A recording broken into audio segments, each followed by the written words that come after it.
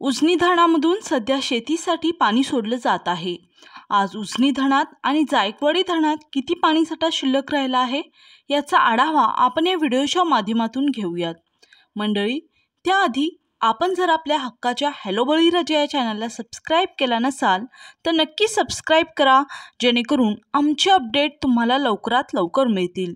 आज 15 मार्च 2025 आज सकाळी आलेल्या अपडेटनुसार उजनी धरणात 85.66 TMC पाणीसाठा शिल्लक राहिला आहे।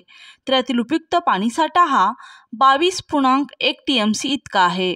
उजनी धरणामधून सध्या सीना-माडा योजनेसाठी 333 क्युसेकने, मुख्य कॅनलमधून 2600 क्युसेकने, टनेलमधून 900 क्युसेकने विसर्ग सुरू आहे।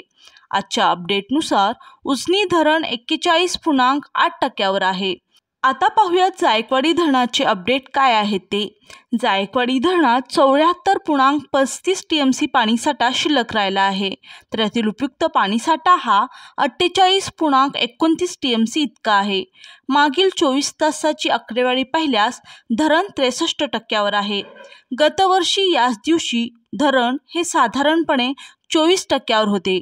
यंदा पाऊस चांगला झाल्याने धरणात मुबलक प्रमाणात पाणीसाठा शिल्लक राहिला आहे।